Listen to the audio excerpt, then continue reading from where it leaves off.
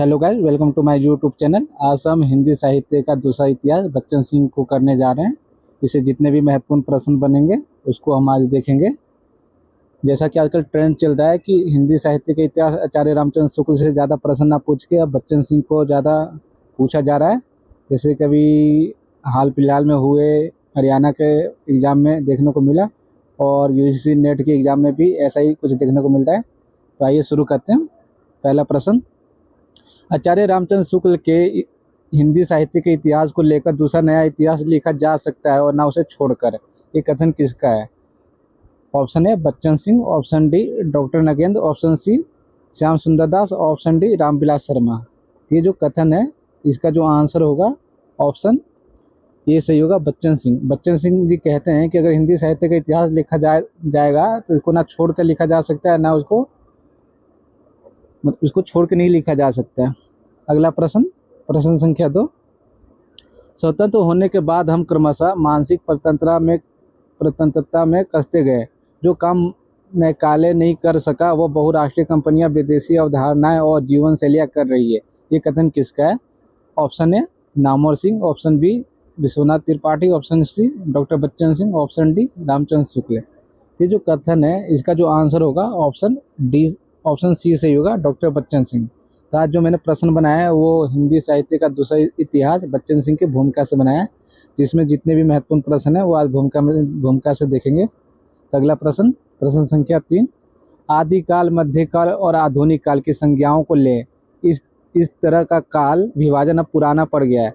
ना तो ये साहित्य इतिहासकार को मान्य हो और ना इतिहासकारों को। ये कथन किसका है आपको बताना है। Option A Ramchandra Shukla, option B doctor Bachchan Singh, option C doctor Nagendra और option D doctor Hazari Prasad Dwivedi. इसका भी जो आंसर होगा वो ऑप्शन बी सही होगा, ये बच्चन सिंह का कथन है। अगला प्रश्न, प्रश्न संख्या 4, आदिकाल नाम भ्रामक है, इससे बाबा आदम के जमाने का आभास होता है। ये कथन किसका है? Option A Ramchandra Tiwari, option B Hazari Prasad Dwivedi, option C Ramvilas Sharma, option D doctor Bachchan Singh. इसका आंसर क्या होगा? इसका आंसर दीजिए। अगर आप इसका आंसर बच्चन सिंह लगा रहे तो आप सही है, क्योंकि इसका आंसर जो होगा वो डॉक्टर बच्चन सिंह होगा। अगला प्रश्न, प्रश्न संख्या 5, रीतिकाल वस्तु, शैली, छंद, रूप, विधान में भक्ति काल से भिन्न भूमिका पर खड़ा है। यह अपने आप में स्वतंत्र काल है। इस उत्तर मध्य काल कहना गणितीय भ्रमोत्पादन है। ये कथन किसका है? Option A doctor Nagendra, option B doctor Bachchan Singh, option C doctor Namvar Singh, option D Ramchandra Shukla. तो ये भी कथन किसका है? डॉक्टर बच्चन सिंह का। ये डॉक्टर बच्चन सिंह की भूमिका से प्रश्न है जितने भी अभी तक देखे। अगला प्रश्न, प्रश्न संख्या 6, घनानंद को शुक्ल जी रीतिकाल के सर्वश्रेष्ठ कवियों में मानते हैं, फिर भी उन्हें अन्य कवियों की बिरादरी में क्यों बैठाया जाता है? यह यहाँ पर उनकी इतिहास दृष्टि में खोट दिखाई पड़ती है। ये कथन किसका है? Option A Ramchandra Shukla, option B doctor Nagendra, option C doctor Bachchan Singh, option D doctor Shyam Sundar Das. इसका जो आंसर होगा वो ऑप्शन सी सही होगा, डॉक्टर बच्चन सिंह। यहाँ पे ऑप्शन नहीं होना चाहिए रामचंद्र शुक्ल, क्योंकि रामचंद्र शुक्ल के विषय में कहा गया। ठीक है। अगला प्रश्न, प्रश्न संख्या 7, जिन लोगों को आचार्य शुक्ल के हिंदी साहित्य के इतिहास के आगे कुछ नहीं दिखाई पड़ता उन्हें अपनी आंखों का इलाज कराना चाहिए। ये कथन किसका है? Option A Ramchandra Shukla, option B doctor Bachchan Singh, option C Namvar Singh, option D Ramvilas Sharma. तो यहाँ पर भी जो होगा वो ऑप्शन ए हटा दीजिए, डॉक्टर आचार्य रामचंद्र शुक्ल के विषय में कहा गया है। इसका आंसर दीजिए। इसका जो आंसर होगा ऑप्शन बी सही होगा, डॉक्टर बच्चन सिंह। डॉक्टर बच्चन सिंह सीधा कहते हैं कि हिंदी साहित्य के इतिहास के आगे कुछ भी नहीं दिखाई देता तो उनकी अपनी आंखों को इलाज कराना चाहिए। प्रश्न संख्या 8, बच्चन सिंह के अनुसार हिंदवी शब्द का पहला प्रयोग मिलता है किसमें मिलता है? ऑप्शन ए अमीर Khusro, option B Abbu Saeed, option C Vidyapati, option D Abdul Rahman. तो डॉक्टर बच्चन सिंह के अनुसार आपको बताना है कि हिंदवी शब्द का प्रथम प्रयोग किसने किया है। आपके सामने 4 ऑप्शन दिए गए, इसका जो आंसर होगा ऑप्शन बी सही होगा, अब्बू सईद। अगला प्रश्न, प्रश्न संख्या 9, ईरान के सुप्रसिद्ध बादशाह नेसोरवो ने बजरोया नामक विद्वान को डैश का अनुवाद करने के लिए भारत भेजा था। इस अनुवाद की भूमिका में भाषा को जवान हिंद कहा गया है। तो आपको बताना है किसकी भाषा को जवान हिंद कहा गया है? पंचतंत्र रामायण, महाभारत और हरिवंश पुराण। इसका जो आंसर होगा पंचतंत्र। यहाँ पर प्रश्न दो तीन प्रकार से बन सकते हैं। एक तो ये कि किस कृति का अनुवाद करने के लिए भेजा गया था, तो पंचतंत्र। दूसरा, किस विद्वान को भेजा गया था करने के लिए, तो बजरोया। और किस बादशाह ने किया था, यह ईरान के बादशाह नेसोरबो। और कब, तो 1531 में। ये यहाँ पर ध्यान दीजिएगा। प्रश्न संख्या 10, किसके उपसंहार में लिखा है, तुर्की अरबी हिंदुई भाषा जेते आही, जेही मुँह मारक प्रेम कर सबे सराहे ताही। ये आपको बताना है। ये महत्वपूर्ण पंक्ति है। किसकी उपसंहार में लिखा गया? ऑप्शन है Padmavat, option B Khuman Raso, option C Prithviraj Raso, option D Sandesh Rasak. इसका आंसर क्या होगा? इसका जो आंसर होगा ऑप्शन ए सही होगा, पद्मावत। ये पद्मावत के उपसंहार जब पढ़ेंगे तो वहाँ से लिया गया। आजकल जो प्रश्न बन रहे हैं वो भूमिका से तो बना ही रहे हैं, अब उपसंहार से भी बना रहे हैं, तो आप किसी चीज़ को नहीं छोड़ सकते, इसको ध्यान दीजिएगा। प्रश्न संख्या 11, जिसमें हिंदवी छूट और किसी बोली का पोट ना मिले, यह तो हिंदवी की बात हुई, हिंदी मग पर पाँव ना राख्यो का जो बहुत हिंदी भाग्यो। ये पंक्ति किसकी आपको बताना है। ऑप्शन है नूर मोहम्मद, ऑप्शन बी मंजन, option C Kutuban, option D जैसी। तो ये बहुत ही महत्वपूर्ण कथन है, तो इसका जो आंसर होगा ऑप्शन ए सही होगा, नूर मोहम्मद की पंक्ति है ये। प्रश्न संख्या 12, अपभ्रंश पुरानी हिंदी को ना मानने वालों में है। तो अपभ्रंश को पुरानी हिंदी मानते हैं कई विद्वान ऐसे जो कि अपभ्रंश को पुरानी हिंदी ना मान के एक पृथक मानते हैं। तो आपको बताना है कि इसमें कौन से ऐसे विद्वान है जो अपभ्रंश को पुरानी हिंदी ना मानने वाले हैं। तो आपका ऑप्शन सामने है, राहुल जी, गुलेरी, शुक्ल और हजारी। जिसमें 3 ऐसे विद्वान हैं जो अपभ्रंश को पुरानी हिंदी मानते हैं। जिसका जो आंसर होगा ऑप्शन डी, हजारी प्रसाद द्विवेदी जो है अपभ्रंश को पुरानी हिंदी नहीं मानते, जबकि राहुल संस्कृतायन, चंद्र शर्मा गुलेरी और आचार्य रामचंद्र शुक्ल अपभ्रंश को पुरानी हिंदी मानते हैं। अगला प्रश्न, प्रश्न संख्या 4, चंद्रधर शर्मा गुलेरी ने सन डैश की नागरी पंचानी पत्रिका में पुरानी हिंदी निबंध लिखा, तो कब लिखा है आपको बताना है। ऑप्शन है 1917, option B 1921, option C 1918, option D 1916। जिसका जो आंसर होगा वो ऑप्शन बी सही होगा, 1921 में। यहाँ पर आपको 3 प्रश्न बन रहे हैं। पहला ये, चंद्र शर्मा गुलेरी ने किस निबंध की रचना की है, तो पुरानी हिंदी, ठीक। दूसरा, कहाँ से प्रकाशित हुई थी, तो नागरी पंचानी पत्रिका से प्रकाशित हुई थी। कब प्रकाशित हुई थी, तो 1921 में हुई थी, ठीक। अगला प्रश्न, प्रश्न संख्या 14, विक्रम की 7वीं शताब्दी से 11वीं शताब्दी तक अपभ्रंश की प्रधानता रही और फिर वह पुरानी हिंदी में परिणत हो गई। विभक्तियाँ घिस गई है, खिर गई है, एक ही विभक्ति है वह और कई काम देने लगी। एक कारक की विभक्ति से दूसरे कारक का भी काम चलने लगा है। ये पंक्ति किसकी है आपको बताना है। ऑप्शन है doctor Nagendra, option B doctor Bachchan Singh, option C doctor Shyam Sundar Das, option D Motilal Menaria. इसका आंसर क्या होगा?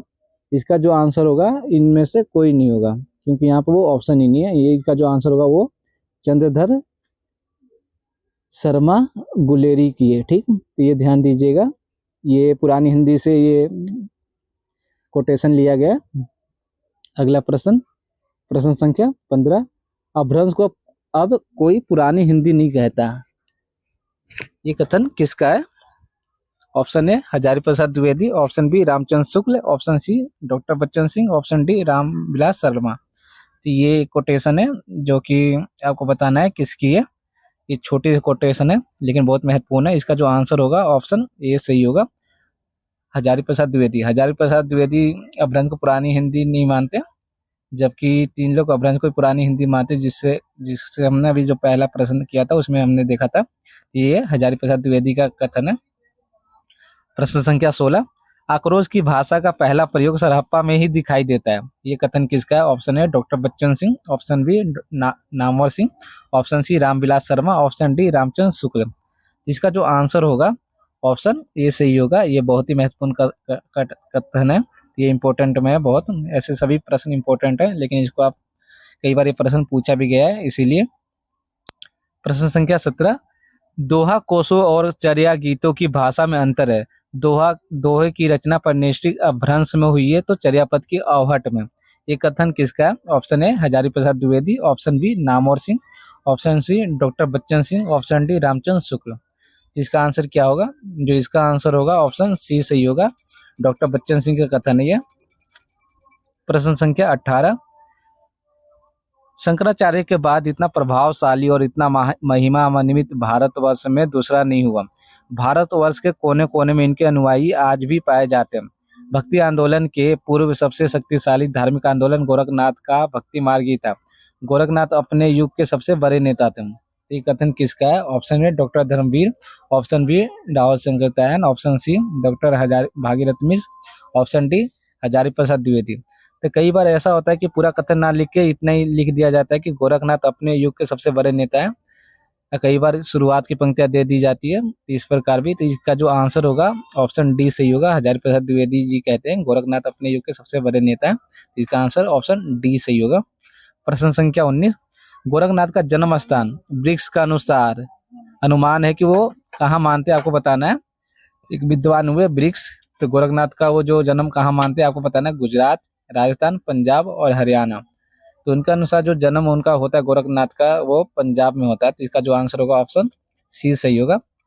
प्रश्न संख्या 20, बौद्ध सिद्ध निरीश्वरवादी थे तो नाथ सिद्ध ईश्वरवादी। ये कथन किसका है? Option A doctor Nagendra, option B doctor Bachchan Singh, option C doctor Shyam Sundar Das, option D doctor Dharmvir. तो इसका आंसर क्या होगा? इसका जो आंसर होगा ऑप्शन बी सही होगा। डॉक्टर बच्चन सिंह का एक महत्वपूर्ण कथन है।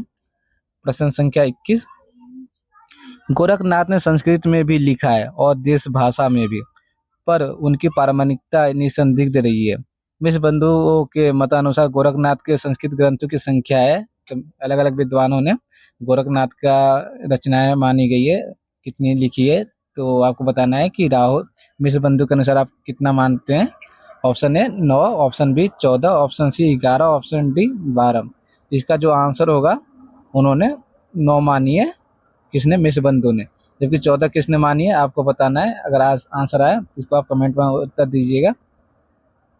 प्रश्न संख्या 22, अगर किनकी जैनों की रचनाओं के ऊपर से जैन विशेषण हटा दिया जाए तो वो योगियों और तांत्रिकों की रचनाओं से बहुत भिन्न नहीं लगेगी। वे ही शब्द, वे ही भाव, वे ही प्रयोग घूम फिरकर उस युग के सभी साधकों के अनुभव में पाए जाते हैं। इसका आंसर कोटेशन किसका है? Option A Hazari Prasad Dwivedi, option B Mahavir Prasad Dwivedi, option C Namvar Singh, option D Ramvilas Sharma. इसका जो आंसर होगा वो होगा ऑप्शन ए हजारी प्रसाद द्विवेदी। प्रश्न संख्या 23, सबसे मार्मिक प्रसंग है सीता की अग्नि परीक्षा। डैश में ये परीक्षा लंका में नहीं अयोध्या में होती है। तो आपको बताना है कि जो सीता जी ने अग्नि परीक्षा दी है, बाकी ग्रंथों में देखने को मिलता है कि वो अग्नि परीक्षा कहाँ देते हैं? लंका में। जबकि ऐसे कौन सा है जो कि लंका में ना होकर अयोध्या में अग्नि परीक्षा देते हैं? तो किस ग्रंथ में बात हुई है? Option A Paumchariu, option B Ramcharitmanas, option C Mahapuran, option D Doha Kosh. जिसका आंसर जो होगा ऑप्शन ए सही होगा। पौमचरी में सीता जी जो अग्नि परीक्षा लंका में नहीं देके अयोध्या में देती हैं। अगला प्रश्न संख्या 24, राम 8 पत्नियों के पति थे। सीता मंदोदरी के गर्भ से पैदा हुई थी। अनिष्टकारी रावण ने उन्हें मिथिला में छोड़ दिया था। बाली और रावण को लक्ष्मण ने मारा। राम पीत वर्ण के थे, लक्ष्मण श्याम वर्ण के। इन परिवर्तनों से राम कथा में विकृति के अतिरिक्त कुछ नया नहीं जुड़ता। ये कथन किसका है? Option A doctor Bachchan Singh, option B Namvar Singh, option C Ramchandra Shukla, option D Ramvilas Sharma. तो ये जो कथन है किसका है? Option A doctor Bachchan Singh जिक्र करते हैं। किस ग्रंथ के विषय में? तो पौमचरी के विषय में ये उसके अंदर आता है।